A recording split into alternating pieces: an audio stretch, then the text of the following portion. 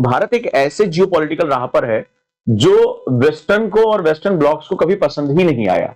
यानी वो ऑटोनॉमस होने के, स्वतंत्र रूप से रहने के, अपने खुद के फैसले, और जो पहले से उसके दिमाग में भर दिया गया कि यही आदर्श है, यही सही है, उससे निकलकर प्रैक्टिकल अप्रोच के साथ वो भारत जो है वो आगे प्रवेश कर रहा है। जिस तरह आपने बांग्लादेश में देखा कि जिसने ग्रेटर बांग्लादेश का मैप लगाया था, जिसने भारत के हिस्से को मिलाया था, भारत को कोई शर्म नहीं आ रही है, अननोन गनमैन ने उसको उड़ा दिया, खत्म कर दिया। तो यहां पर हम देख रहे हैं कि भारत जियोपॉलिटिकल में अपना काम करता चला जा रहा है। जहां तक ये देखा जा रहा है कि भारत की फॉल्ट लाइंस को अब अंदर से तोड़ने की कोशिश हो रही है। भारत की फॉल्ट लाइंस हमेशा से भारत के लिए प्रॉब्लमेटिक सिचुएशन रही है, चाहे वो धर्म के आधार पर रही हो, जाति के आधार पर रही हो, दंगे भड़काए जाते हो, कम्युनल राइट्स होते हो यहाँ पर।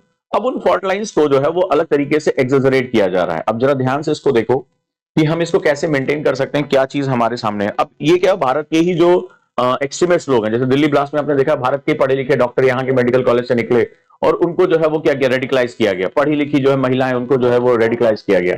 इसी तरह से भारतीय पासपोर्ट दिखाकर पूरी दुनिया में एक नई कॉन्स्पिरेसी शुरू हो चुकी है कि जैसे भारत कहता चला आया, अभी प्रधानमंत्री ने भी कहा कि पाकिस्तान जो है वो ग्लोबल टेररिज्म का हब है, और भारत ने कंडेम किया। अब जानबूझ के कुछ ऐसा किया जा रहा है जिसमें भारत जो है वो इसमें शामिल दिखाई पड़े, भारतीयों का नाम आया, इंडियन सिटीजन है, और भारत को टेररिस्ट हब के रूप में स्टैब्लिश किया जाए।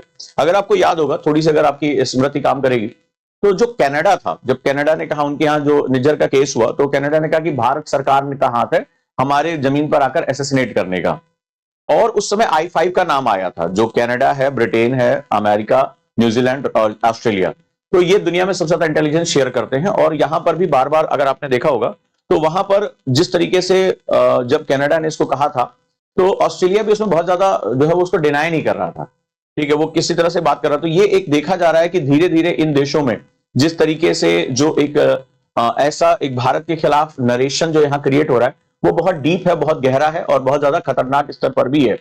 तो यहां पर जो इस समय सिचुएशन क्रिएट हो रही है भारतीय व्यक्ति का नाम लेकर, ठीक है, और ये हैदराबाद का बता रहे हैं कि हैदराबाद का है, माइग्रेट कर गया था 1998 में, और भारत का नाम जो बार बार दिया जा रहा है, भारत की भी ये जो ये जैसे द हिंदू है, तो द हिंदू ये लेफ्ट जो है वो लेफ्टिस्ट पेपर माना जाता है।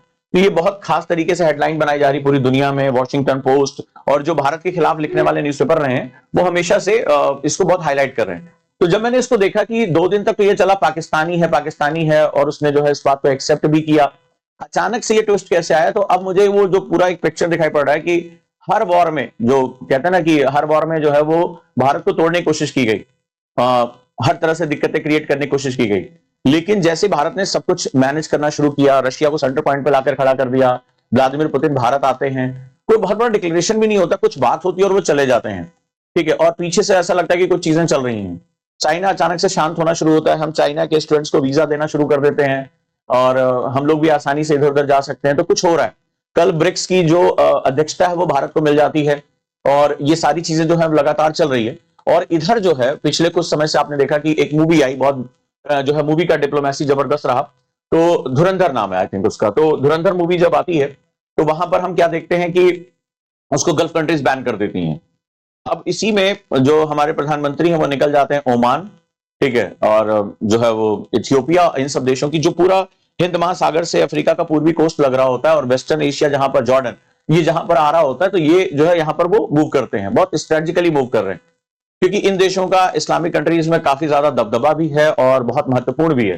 तो यहां से अब आप देखो कि भारत एक ऐसा एक अपनी ग्रुपिंग तैयार कर रहा है जिसमें आने वाले समय में उसको डॉलर को चुनौती देने में बहुत महत्व मिलेगा। जैसे अभी ब्रिक्स की अध्यक्षता उसको मिल गई। अब ये पॉइंट्स लिखो कि पूरी दुनिया में हो क्या रहा है।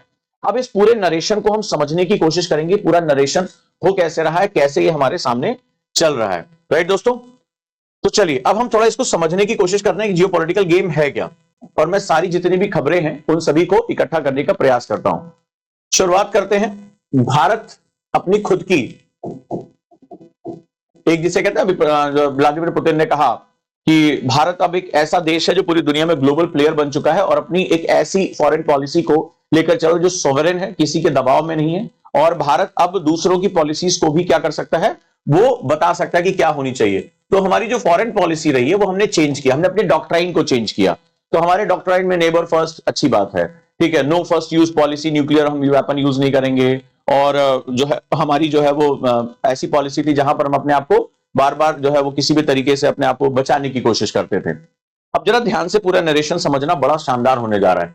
हमने यहां पर क्या किया, हमने इसको चेंज कर दिया। हम डिफेंसिव, हमारी फॉरेन पॉलिसी मोस्टली डिफेंसिव थी। थप्पड़ मार दोगे, दूसरा गाल आगे करेंगे, दूसरा खत्म हो गया तो हाथ जोड़ लेंगे, बाबू अब मत मारो, या किसी जाके शिकायत करेंगे। हम अपने माई बाप, हमने यूनाइटेड नेशन को बना रखा था, वहां जाकर हमने भाषण दे दिया, यहाँ के पत्रकार ऐसे तालियां बजाते थे। यूनाइटेड नेशन में पाकिस्तान की हुई बड़ी आलोचना, बहुत कड़े शब्दों में हुई निंदा, एक कड़ा शब्द, हमारे लिए शब्द भी कड़ा कहने में हमें दिक्कत होती थी, और इसमें बहुत दिन तक विचार चलता था। जाकर जो है सीधे सीधे मुंह पर बोल दिया। हिंदी से देश के लिए हम कड़े शब्दों का प्रयोग करने के लिए, ठीक है, हमें सोचना पड़ता। तो हमारे अखबारों की, ये जो अखबार है ना, इनकी हेडलाइंस बना करती थी।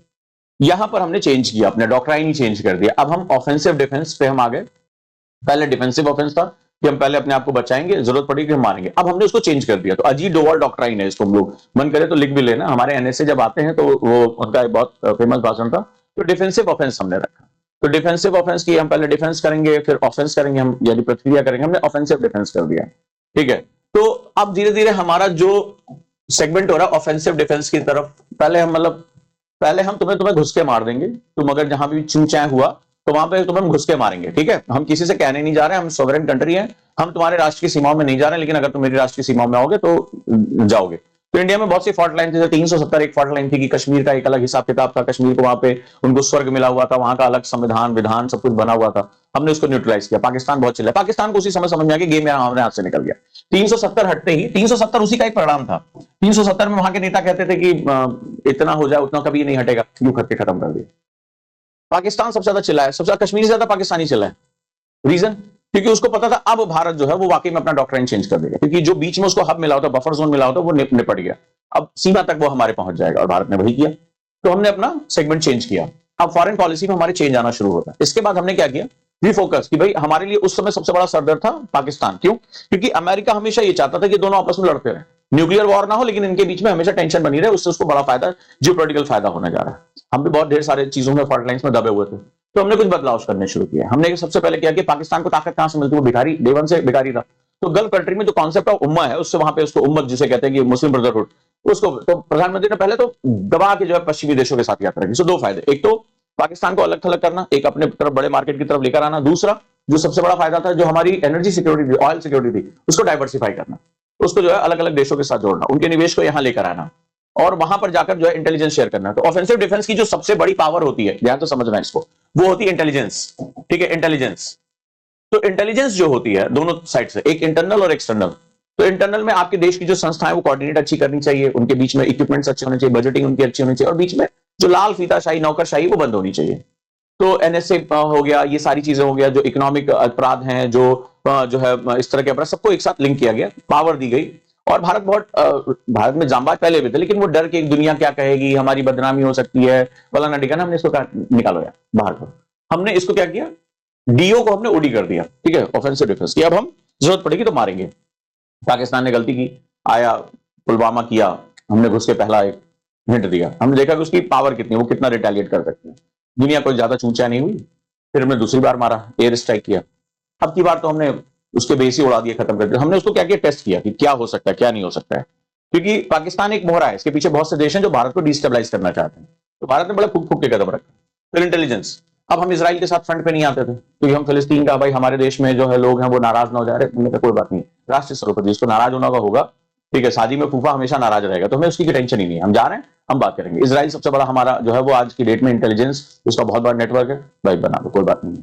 तो हमने इंटेलिजेंस शेयरिंग शुरू की, हमने कई देशों के साथ बातचीत शुरू की। हमने कहा हमारे यहाँ कोई भगोड़ा तुम्हारे यहाँ आता, हमें दे दो, हम भी तुम्हें इसके बदले कुछ व्यापार देंगे, फलाना देंगे। हमने कई फ्रंट पे एक साथ काम किया। हमने इंटरनल एजेंसीज को पावरफुल किया, हमने एक्सटर्नल, हमने सबसे बड़ा काम किया, हमने ईडी को बहुत पावरफुल किया। हमने क्या किया कि अपराध जो होता है वो हमेशा पैसे से चलता है, उसको पैसा चाहिए, तो पैसा ही कर्म करो, खत्म करो। हमने कई एनजीओ को कड़े कानून बनाए, उनकी जांच पड़ताल की, वहां से फंड जो आता था सबको धीरे धीरे धीरे धीरे धीरे करके हमने उसको निपटाना शुरू किया। बड़े ध्यान से गेम समझो। मेडिटेशन से लेकर डेली टारगेट तक, डेली क्वेश्चन से लेकर आंसर राइटिंग तक, रिवीजन तक, सब कुछ लेकर आ रहा हूं मैं, आपका गाइड हो जाऊं सुपर मेंटरशिप में। एक ऐसी चीज जो 1 to 1 आपको लेकर चलेगी यूपीएससी की तरफ। अब भारत जो है वो क्या हुआ, अपनी पॉलिसी चेंज कर देता। अब भारत धीरे धीरे इस क्षेत्र में दक्षिण एशिया में उभर रहा है। बात सिर्फ दक्षिण एशिया की नहीं है, बात है ओशियन की। जो इंडियन ओशियन है वो एक्चुअली गवर्निंग चाबी है। अगर आपको एशिया पहुंचना है तो इंडियन ओशियन क्रॉस करना पड़ेगा। अब भारत जो है इंडियन ओशियन में, ये जो उसकी पोजीशन है ना, ये बड़ी ही जबरदस्त है। ये इसकी जो पूरा नॉटिकल माइल्स है, इसका जो प्रभाव क्षेत्र है हिंद महासागर में, इंडियन ओशियन में, ये बड़ा पावरफुल बनाता है। अब जरा इसको ध्यान समझना, अगर आपको अफ्रीका, यूरोप, कहीं से भी अगर आपको मूव करना है तो आप यहीं से होकर जाएंगे, ठीक है। यहीं से आपके लिए सबसे जरूरी है, क्योंकि आबादी यहां पर है, बाजार यहां पर है। यूरोप तो बूढ़ा हो रहा है, क्या बेचोगे उसे। तो इंडियन ओशियन में जो भारत की जो ताकत थी वो बहुत पावरफुल बनी हुई थी, इसीलिए भारत को रोका भी जा रहा था। अब भारत भी धीरे धीरे शिप्स नहीं बनाता था, बाहर से खरीदता था, अपना केवल अपनी बाउंड्रीज की रक्षा करना, ये सारा काम है। तो भारत जो है उस चीज से निकला, बोला कि भाई हम अपना खुद का करने जा रहे हैं और हम इन देशों को अपने साथ मिलाने की कोशिश कर रहे हैं। अब ये लगा कि भारत उभर जाएगा तो बड़ी दिक्कत हो जाएगी। पश्चिम देश कभी नहीं चाहते हैं कि अमेरिका, ब्रिटेन, ये सब, कि भारत कभी अपने पैरों पर खड़ा हो सके।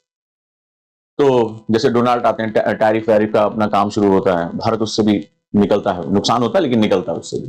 फिर भारत को पाकिस्तान में फंसाने की, पुलवामा की, दोनों में टेंशन। भारत ने टेंशन वेंशन नहीं लिया, भारत ने कहा कि अभी तुम समझ ही नहीं पा रहे हो कि हम किस मूड में हैं। हमने जो एयर स्ट्राइक की, हमने जो सर्जिकल स्ट्राइक की, हम बेसिकली लिटमस टेस्ट कर रहे थे कि कितना इसके अंदर दम है रिटेलिएट करने का। हमने घुस के बेस वेस उड़ा दिए। इवन तो कहा जा रहा है कि जो नूर खान बेस है, अमेरिका का भी हमने आर्सेनल वहां पे तबाह कर दिया। पूरी दुनिया में उसको हमने दिखा दिया कि तुम्हारी ऐसी की तैसी, ठीक है। अब चलो ध्यान से देखते हैं। तो भारत ने उसको भी न्यूट्रलाइज किया। फिर बांग्लादेश में रिजीम चेंज हुआ, भारत ने भी क्विक एक्शन किया, शेख हसीना को अपने यहाँ रखा, चुपचाप, दुनिया कुछ भी कहती रहे, चुपचाप है। क्योंकि उसको पता है कि समय के साथ जो समय होता है बड़ा इंपॉर्टेंट गेम होता है इस पूरे शतरंज के खेल में। तो यहाँ पर वो दिखाया कि हम इसको करेंगे, हम इसको लगा। अब वहां पे भी पटांग हरकतें हो रही थी भारत के खिलाफ, भारत ने धीरे धीरे उसको भी न्यूट्रलाइज करना शुरू कर दिया। इंटरनली बहुत से लोगों को साफ करना शुरू कर दिया है। भारत मौका देख रहा है, जैसे मौका आता है वो शेख हसीना को वापस देखना रीस्टैब्लिश कर देगा, और अपना जो चिकन नेक का डर है उसको भी धीरे धीरे भारत खत्म करेगा। वो चल रही तैयारी, ठीक है, वो अंदर ही अंदर बहुत बड़े पैमाने पे चल रही है। दूसरा, उन्हें समझ में आ गया पाकिस्तान एक बना रहेगा तो वहां दिक्कतें होती रहेंगी, तो कुछ ना कुछ वहां भी ऐसा हो रहा है, चाहे किसी भी रूप में, कि भाई पाकिस्तान को कई हिस्सों में ब्रेक करो, ठीक है। क्योंकि अमेरिका जो है यहाँ पर पहुंचना चाहता है किसी भी तरीके। भारत ने उसको भी छोड़ा, और अफगानिस्तान, अभी आपको पता है अफगानिस्तान के मिनिस्टर से भारत आ रहे हैं। तो बहुत ही तेजी से हम डिप्लोमेसी को बढ़ा रहे हैं, क्योंकि पता है कि अगर अमेरिका को और पाकिस्तान को, दोनों को अगर इस क्षेत्र में न्यूट्रलाइज करना है तो अफगानिस्तान का ताकतवर होना, हमारा उसके साथ जुड़ना बहुत जरूरी है। और हमने खुल के खेलना शुरू कर दिया। वो जो हमारा था कि अफगान तालिबान सब हटाओ, हमारे बारे में तुम क्या लिख रहे हो हमें कोई मतलब नहीं है, हम लोग कम पढ़ते लिखते हैं, हम लोग भाई साहब काम करते हैं। अब यहां से गेम प्लान और चेंज हुआ। तो चलो भाई, टैरिफ वॉर भी हमने झेल लिया, हमारे अड़ोस पड़ोस में डिस्टर्ब करने की कोशिश हुई, हमें रोकने की कोशिश हुई कि भाई हमारे साथ आ जाओ, रशिया के साथ ना आ जाओ। हम बेशर्मी की हद तक चले गए, हमको जाना है तो जाना है। रशिया हमारा टाइम टेस्टिंग फ्रेंड है, जियोपॉलिटिकल सिचुएशन उसकी बड़ी जबरदस्त है। रशिया के साथ मिलकर हम जो है RIC, आगे चलकर ब्रिक्स में हम जरूर डेफिनेटली हम बना ले जाएंगे, ठीक है। और इसमें ब्राजील भी हमारे साथ जुड़ेगा, बड़ी पॉपुलेशन हमारे साथ जुड़ेगी, और हम आने वाले टाइम में डॉलर को काउंटर करना ही करना है। अमेरिका की ताकत छीननी है तो डॉलर को काउंटर करना पड़ेगा। खैर, हम यहां तक भी आगे लगभग बढ़ते चले जा रहे हैं। इंटरनली भी हम अपने आप को मजबूत कर रहे हैं, दुनिया को बता रहे हैं आओ हमारे यहाँ निवेश करो, सारी चीजें हम करने की कोशिश कर रहे हैं। कई फ्रंट पे हमारा काम चल रहा है। अब अचानक से कुछ और बदलाव होते हैं। पाकिस्तान भाग के चला जाता है सऊदी अरब। सऊदी अरब के साथ हमारे टर्म बहुत अच्छे बन रहे थे, बहुत अच्छे बनते चले जा रहे थे। खैर, हर देश की अपनी अपनी वो होती है, टाई अप कर लिया। और उसका रीजन एक्सटर्नल था। इजराइल जिस तरीके से उसने जाकर लेबनान में हमला किया और मुस्लिम कंट्रीज को अचानक से वो जो है वो तेजी से ऑफेंसिव हुआ, उनके अंदर एक डर बैठ गया, ठीक है, जिससे उसने मिसाइलें गिराई, डर बैठ गया। तो वो जाते हैं, पाकिस्तान की सेना गिरवी रखी रहती है, उससे मांग लेते हैं कि भाई हमारा तुम्हारे साथ ट्रीटी होगी। और कुछ मिलाकर धीरे धीरे गल्फ कंट्रीज, कुछ भी हो, जो उम्मत का कॉन्सेप्ट है वो उनका आपस में बहुत ज्यादा जुड़ा हुआ है। अब जरा ख्याल से देखो, अब भारत को लगा कि जैसे मान लो ये धुरंधर मूवी आई और उस पर बैन लगा दिया गल्फ कंट्रीज में, तो पाकिस्तान में बैन लगता है, समझ में आता गल्फ कंट्रीज में बैन क्यों लगा। इसका मतलब इंटरनली वो एक ही तरह से दिखाई पड़ रहे हैं। ठीक है, हमें बहुत सिविलियन अवार्ड मिले, फलाना मिला, हमने निवेश वेश सब कुछ किया, everything is going good, but जो ये उम्मत का कॉन्सेप्ट है ये भारत के लिए एक ऐसा लग रहा है कि कुछ भी कर लें ये एक साथ में। अब क्या किया, अब भारत ने अलग तरीके से प्रवेश करना शुरू किया।